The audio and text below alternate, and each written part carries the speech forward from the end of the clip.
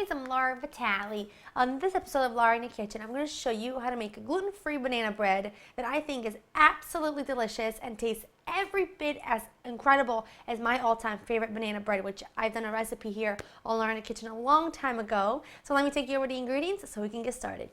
You'll need some oat flour, cinnamon, salt, baking soda, baking powder, some ripe bananas, some granulated sugar, eggs, some dried pitted dates, some almond milk, some unsweetened applesauce, a touch of vegetable oil, and vanilla extract. That's it. Now, I tried really hard to make my all-time favorite banana bread into gluten-free, and I'm telling you what, you'll never know the difference, and this is delicious.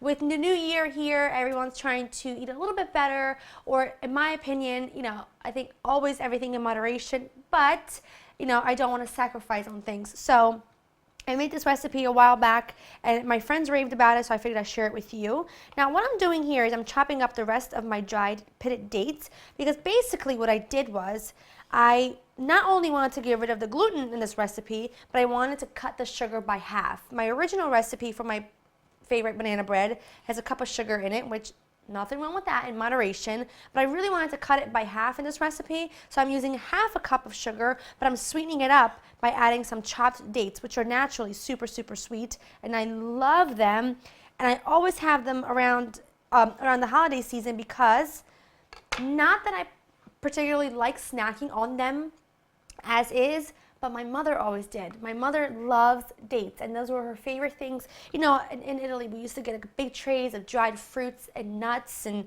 rococo and things like that at Christmas. Dates were her favorite. So I feel like very nostalgic, like I have to keep them around for that reason. So I do. Now the first thing you want to do is get your oven preheated to 350. I have a loaf pan here, sprayed with nonstick Sprite, lay it with some parchment paper so nothing sticks, and we can pretty much get going. It's very simple.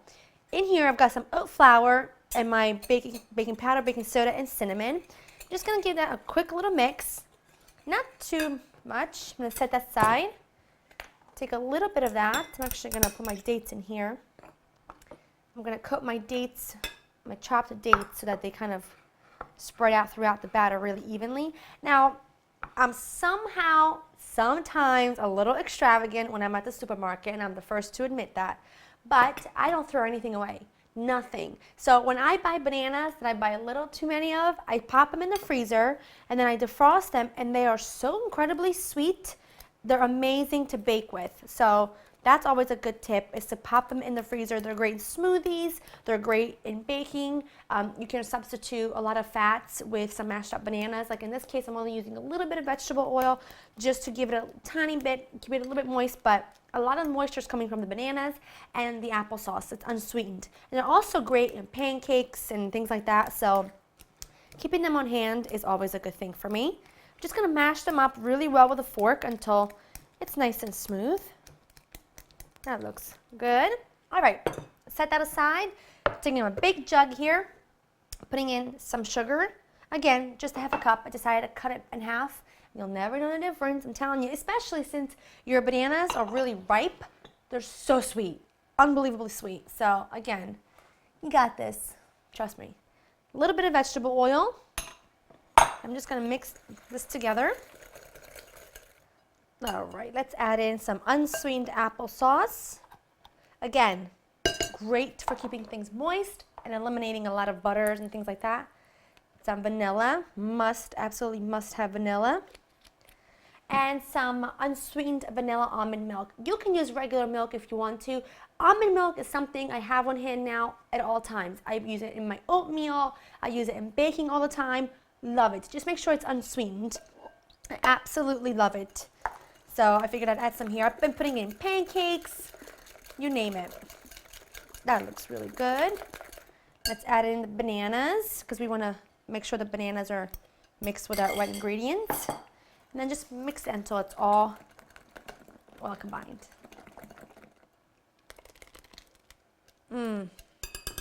That looks good.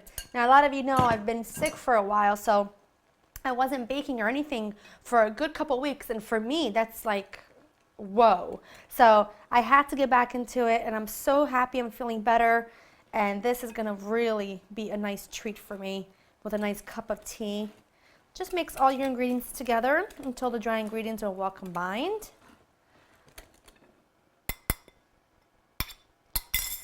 add in your dates and mix those around until they're mixed in, and you're pretty much done. I mean, this recipe isn't only good, but it's easy. It's super easy, which is always good. Can't do anything complicated around here. Take my spatula, just mix it from the bottom. Pour it right in. You could add some nuts to this if you wanted to. You could add some chocolate chips. You could add in some dried cranberries, some coconut, you name it. But this is going to be perfect for me. I'm going to pop this into the oven. This will bake for about an hour to an hour and 15 minutes, or until the inside's completely done. You take a toothpick, insert it into the center. If it comes out clean without any wet batter, then you know it's done. And then it needs to cool completely before we slice it. My bread baked for about an hour and 15 minutes. And don't worry if the outside gets a little darker than you want it to by the time the inside's done, because that's just what happens when you're working with gluten-free, flour. It doesn't bake like your regular flour, so just keep an eye on that. But nonetheless, tastes great, and it's not, burnt or anything. Just fabulous as is. Get rid of the parchment. Still warm, just how I like it. Yummy. And look at that. Look at that. It is so moist. Let's dig into this, shall we? Yes. Oh man. That is incredibly delicious banana bread.